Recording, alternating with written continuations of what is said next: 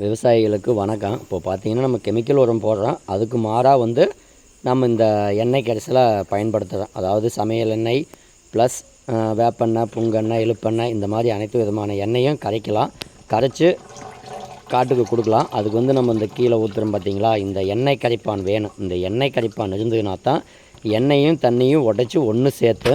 இப்போ பார்த்தீங்கன்னா இவ்வளோ நாளாக மழை பெஞ்சதுனால கொடுக்க முடியல. இப்போ மழை நின்றுட்டு இந்த 2 நாளாக வெயில் அடிக்கிறதுனால பகல் இது இப்போ நம்ம 2-3 வீடியோ போட்டுட்டோம் எண்ணெய் கரைசல்.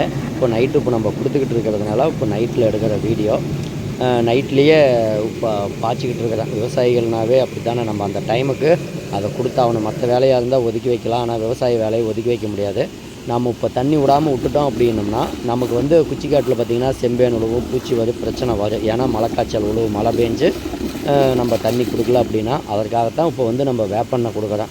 ஏன் இந்த எண்ணெய் கொடுக்குறோம் அப்படின்னு பார்த்தீங்கன்னா நமக்கு தேவையில்லாமல் பிரச்சனைகளை கிளியர் பண்ணி கொடுக்க, மண்ணுக்கு நல்லா கெட்ட பாக்டீரியாக்களெல்லாம் அழிக்கும், கெட்ட எந்த ஒரு பூச்சிகளையும் உள்ளே அண்ட விடாது, மாவு பூச்சிகளையும் நல்லா கண்ட்ரோல் பண்ணு. எடுத்தே கண்ட்ரோல் பண்ணாது, கொடுக்க நமக்கு கண்ட்ரோல் பண்ணு. பார்த்திங்கன்னா நம்ம இது மட்டும் கொடுக்காம நம்ம லோகு இயற்கை விவசாயிகள் யூடியூப் சேனலில் பார்த்துருப்போம். சாணப்பாசி கரைசல் விவசாயிகளுக்கு எளிமையானது, ஈஸியாக விவசாயிகளே அவங்கவுங்க மாட்டு சாணத்துலேருந்து சாணி எடுத்து அந்த சாணியிலேருந்து பாசியை பிரித்து எடுக்கலாம்.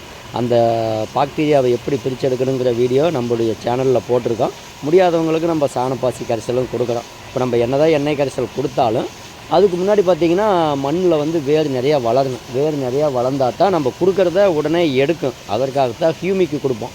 ஹியூமிக் பார்த்திங்கன்னா நம்ம சேனலில் போட்டிருப்போம். ஏன்னா உப்பு மண், கார மண், அமில மண், உப்பு தண்ணி, சப்பை தண்ணி எந்த மாதிரியாக இருந்தாலும் சரி, அது அதில் நல்லா வேலை செஞ்சு செடிக்கு சத்தை கொடுத்து செடிக்கு வளர்ச்சியை கொடுக்கும். அப்படி வளர்ச்சியை கொடுக்கறதுனால தான் நமக்கு ரிசல்ட்டு கிடைக்கும். அப்போது வேறு வளர வைக்கும், மண்ணை பொதுன்னு பண்ணு. இது எல்லா வேலையும் ஹியூமிக் செய்யும். அதாவது ஆர்கானிக் கார்பனை இன்க்ரீஸ் பண்ண, மண்ணினுடைய பிஹெச் லெவலை இன்க்ரீஸ் பண்ணி கொடுக்க, எல்லா வேலையும் செய்கிறது நம்ம இந்த ஹியூமிக்கு.